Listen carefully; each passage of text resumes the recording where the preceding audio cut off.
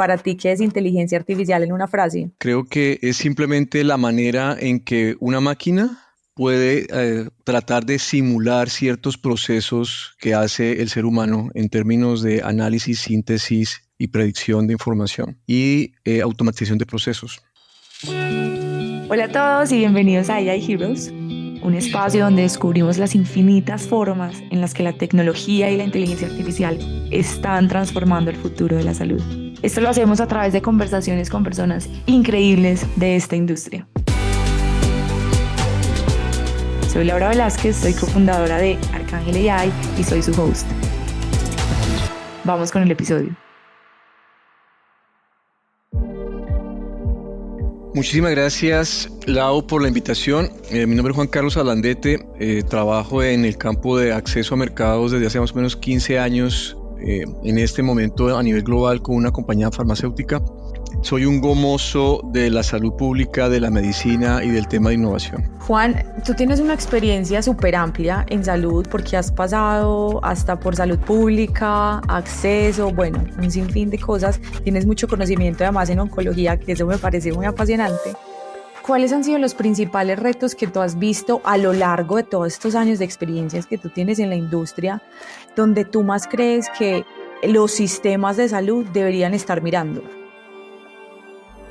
Laura, creo que el principal reto y la gran oportunidad que tenemos se encuentra en términos de cómo definimos y maximizamos el valor de la atención sanitaria para los pacientes. ¿Y esto qué significa? Esto significa en ser capaces de identificar cuál es el paciente correcto en el momento correcto para la terapia correcta durante el tiempo correcto.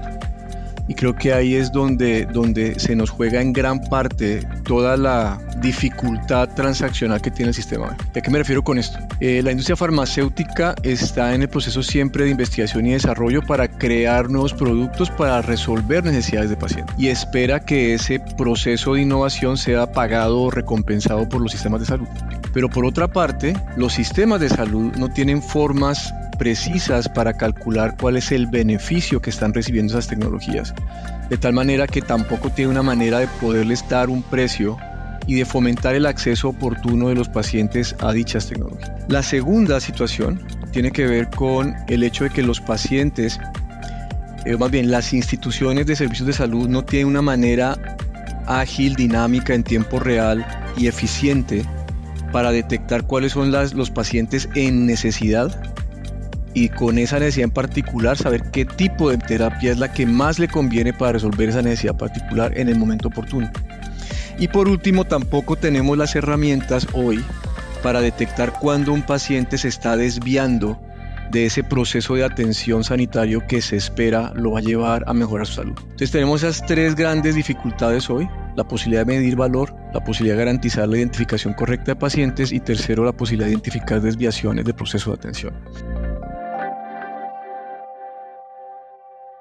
Ahí, Juan, a mí me gusta mucho lo que abordas porque a la final, bueno, la inteligencia artificial está tratando de solucionar, como tú lo enfocaste en 3 puntos principales, yo estoy de acuerdo en esos 3 puntos. ¿Qué has visto tú que ha funcionado para cada uno de esos 3 puntos con inteligencia artificial? Yo sé que tú en muchos aspectos has aplicado varios modelos de este tipo. ¿Qué ha funcionado bien? ¿Qué no ha funcionado bien? Si nos puedes dar ejemplos. Sería cool para aterrizar mucho estas ideas y ver cómo esta tecnología realmente puede transformar la forma en la que hoy estamos incrementando el acceso desde la mirada del paciente. Entonces vámonos desde el primer punto, que es la medición y la demostración de valor. Y ahí se tiene como dos aspectos. El primero de ellos tiene que ver cómo logramos consolidar la evidencia que ya existe, que hay, o sea, todos los días se producen miriadas de datos y la idea es que cómo se convierte esa evidencia clínica en algo que sea procesable y digerible por las instituciones de salud. Y en ese orden de ideas hay una técnica en epidemiología que se llama la revisión sistemática de literatura. Y ahí los modelos generativos de inteligencia artificial pueden dar un tremendo valor. ¿En qué sentido? En que pueden ayudar a consolidar una gran cantidad de información de una manera más sistemática y más eficiente de tal manera que pueda facilitar o liberar el tiempo de las personas en generar los insights o los aprendizajes de por qué una determinada tecnología es más valiosa y en qué grupo particular de pacientes. El segundo aspecto ya tiene que ver más es con cómo yo como institución puedo procesar mi propia información para entender cuál es el valor que me están generando las tecnologías que hoy estoy usando. Y en el otro lado, desde el lado, digamos, de la institución de servicios de salud, es cómo puedo identificar qué es lo que está sirviendo hoy para mis pacientes en este entorno real y qué es lo que aún se necesita para esos pacientes. Con esas dos perspectivas ya es más fácil entonces tener un diálogo más transparente y más balanceado, porque por una parte sé qué es lo que la tecnología nueva agrega y por otra parte sé cuál es mi necesidad en vida real. Y ahí es donde digamos, la inteligencia artificial puede ayudar a que estas dos orillas se puedan unir. Es como un puente que permitiría este tipo de interacción. Juan, es que siento que desde la teoría eso suena re fácil, ¿cierto? O sea, desde la teoría eso es obvio porque no lo estamos haciendo, sí es súper fácil. Pero desde la realidad, ¿tú conoces algunos casos de uso que ya estén funcionando, así sea pequeños, y que ya se estén implementando y que entreguen valor?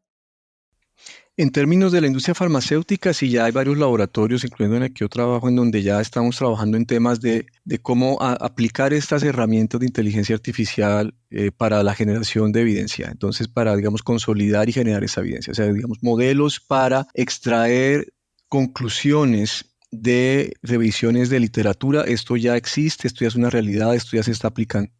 Todavía, obviamente, se requiere y se seguirá requiriendo, a Dios gracias, la intervención humana para poder convertir esos, digamos, resúmenes de información en insights o en contenidos aplicables en la vida real. Esto, por ejemplo, en el área específica, ¿quién es una persona que puede usar eso? Y no me mates, pero es que yo siempre digo que la mayoría de personas en la industria siempre es desde una mirada estratégica, pero cuando uno aborda algo más específico se vuelve como, ay, pucha, no entiendo. Entonces es para que el que nos escuche pueda entender más. Ponle otros nombres si quieres, pero aterricémoslo.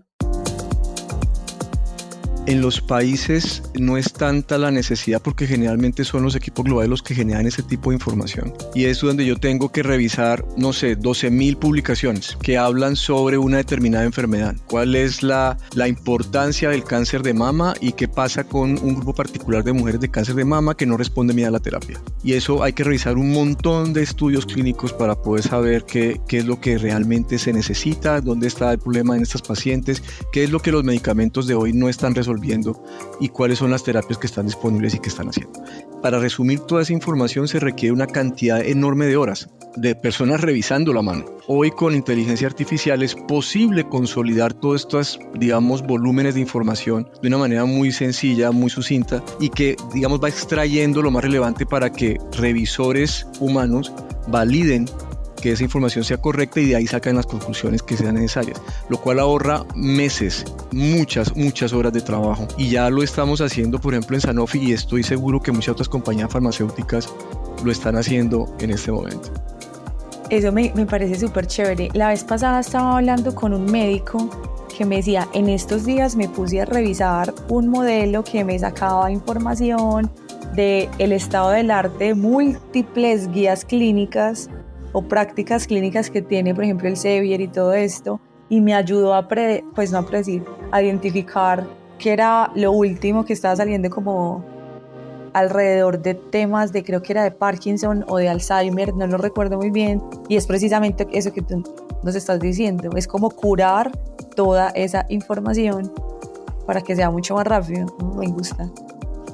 Sí, no, y ahora imagínate esto, si se hace una EPS y tú no tienes tiempo para revisar toda la literatura y tampoco crees en lo que te viene a decir el señor Juan Carlos Alandete del Laboratorio Farmacéutico X, pues tú podrías hacer uso de estos modelos para poder consolidar la información y también, digamos, poder tener una fuente directa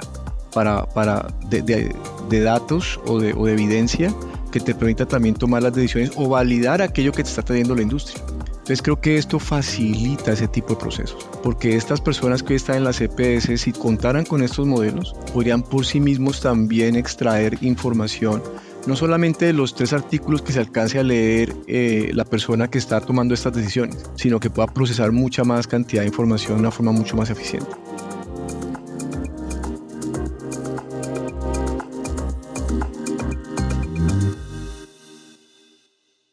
Hay algo que nosotros siempre venimos hablando, Juan, y que lo hablabas al inicio, y es que hay que llegar al paciente correcto, en el momento correcto, con la terapia correcta.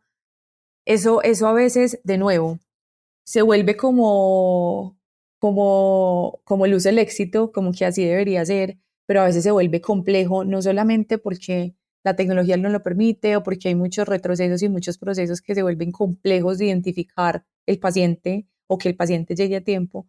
¿Cómo ves tú que desde la llegada de estas nuevas tecnologías pueda optimizar quién es el paciente correcto para la terapia correcta, como dentro de toda esa ruta? ¿Dónde ves tú como los principales como moonshots de la inteligencia artificial? Laura, ahí quisiera resaltar una cosa. Si una institución trata de hacer seguimiento a sus pacientes para identificar el paciente correcto para la terapia correcta con las tecnologías que tiene hoy, el rango de acción es súper limitado. Entonces los procesos no van a dar para poder lograr ese objetivo. Pero si nuestras instituciones de salud pudieran pensar en redefinir su proceso asistencial, teniendo a la mano esta serie de tecnologías e incorporándolas dentro de esos procesos de atención, el rango de opciones de gestión clínica o de gestión de pacientes se potencializa. Y esto lo tratamos de hacer en un experimento que estamos implementando en Sanofi, en Colombia, Argentina, México y Brasil, en donde tratamos de reorganizar ese proceso de atención en algunas instituciones, pero diciéndoles, saben que no piensen lo que hoy tiene, piensen qué podría ser si tuviera una solución tecnológica que tuviera estas características. Juan, ¿y cómo fue bueno, no nos tienes que contar el resultado exacto por temas obviamente de confidencialidad, pero cómo fue ese proceso de implementar como este approach o este experimento para ver qué tan buen resultado tenía para predecir ese riesgo en los pacientes? Ojo, ¿esto era para algunas patologías en particular o era pues testeado en diferentes? El modelo funciona para cualquier tipo de condición clínica, pero la testeamos en una condición clínica específica en oncología, una condición extremadamente compleja de manejar, que se llama mieloma múltiple. Y ahora viendo como un poco a los aprendizajes y a los retos de este tipo de experiencias. Lo que más me llama la atención es que el primer reto no es un reto tecnológico, es un reto de confianza. Y lamentablemente, ¿qué es lo que vemos hoy? Las instituciones, todos los actores del sistema, tenemos un gran temor de que nos vayan a manipular, de cuál es la segunda intención con la que viene alguien a ofrecerme colaboración.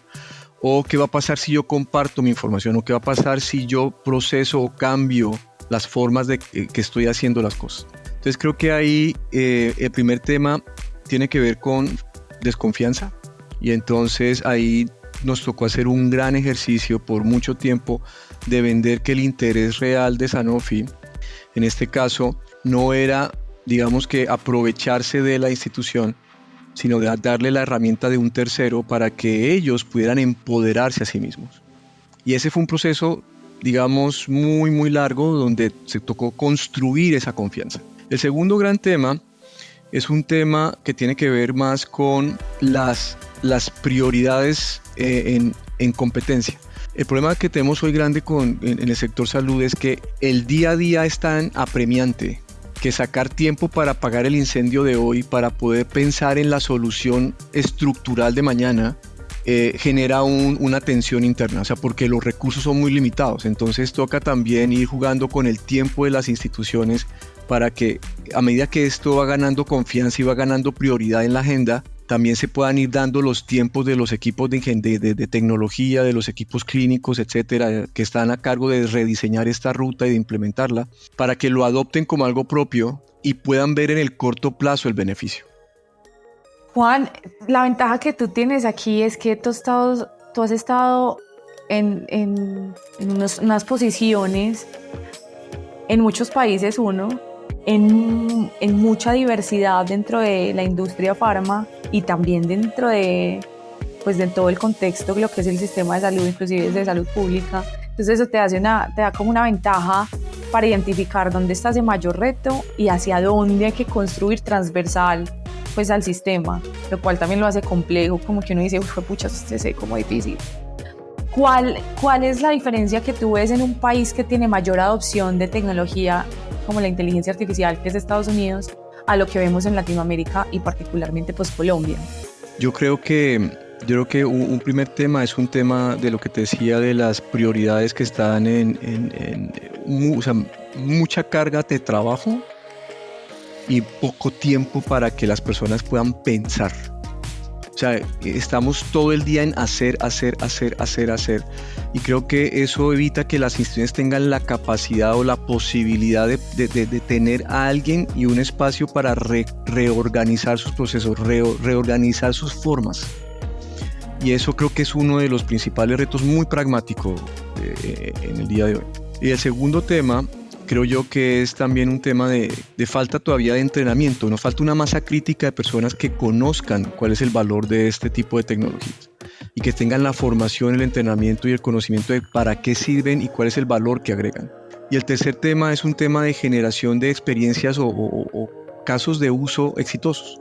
Creo que en la medida en que empecemos con pocos esfuerzos, digamos 3 o 4 ejemplos, pero que con el tiempo logren demostrar por qué esto es valioso, no solo para el paciente, pero también y principalmente para el trabajador de la salud. Es que creo que aquí hay un tema. ¿Qué pasaría si usted pudiera si a usted el sistema le dijera, estos son los pacientes que tienen mayor riesgo de progresar o de tener una complicación en el corto plazo? Y ya usted pudiera enfocarse, en vez de hacer toda esa cantidad de labores inoficiosas, enfocarse en atender bien a esos 3 pacientes.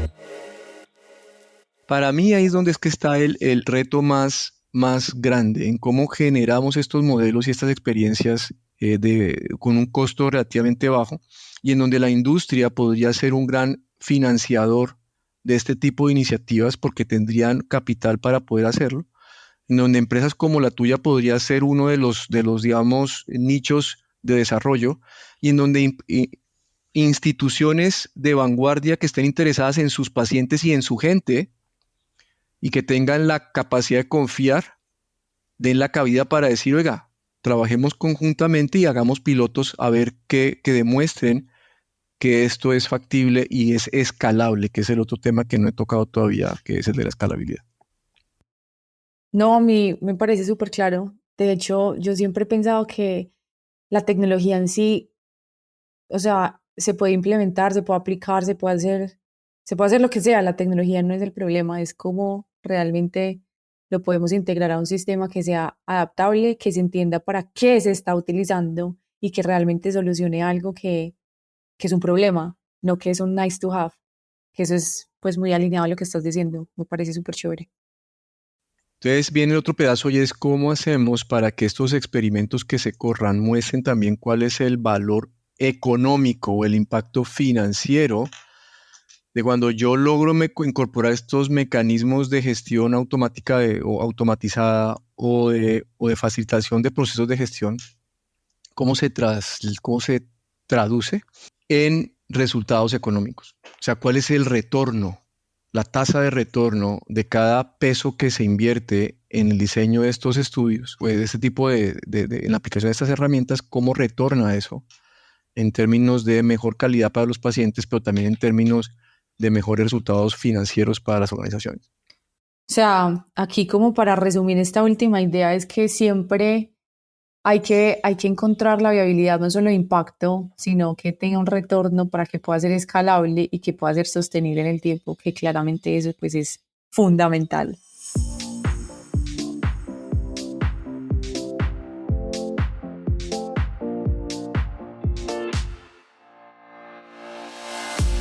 Oye Juan, mil gracias, te lo agradezco infinito. Ya aquí estamos terminando, se nos está acabando el tiempo, pero creo que me llevo muchas como ideas en mi mente, como cuestionamientos. Al inicio decía, pucha, suena difícil, pero es un proceso que que de alguna u otra forma, si no se inicia como nos dijiste y no es sostenible en el tiempo y no solo se aprende, no solo de lo técnico, sino de la capacidad humana para que esto tenga opción, pues se vuelve inviable. Entonces nada, te agradezco infinito. No sé si hay algo que quieras añadir. No, Milagros, solo quiero cerrar con una cosa. Y el último mensaje que quiero dejarles es: la institución que hoy no esté pensando seriamente en esto va simplemente a desaparecer. Entonces esto no es un querer. Ahorita es un imperativo estratégico adoptar este tipo de tecnologías y adoptarlo de la mejor manera posible. Entonces la invitación a todos quienes estén escuchando es a que se suban en este bus, a que busquen conocimiento, a que se entrenen, a que se formen y a que estén abiertos también a posibilidades de alianzas con otra perspectiva, porque creo que esto va a ser algo muy beneficioso tanto para los pacientes como para el personal de salud, como para las finanzas del sistema. Muchas gracias, Laura, por tu tiempo.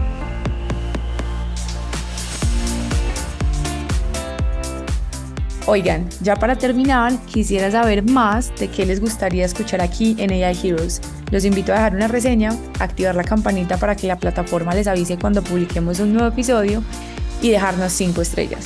Recuerden que pueden conectar conmigo y discutir las infinitas posibilidades de la inteligencia artificial en salud y pueden encontrarnos en mis redes sociales en la descripción del episodio.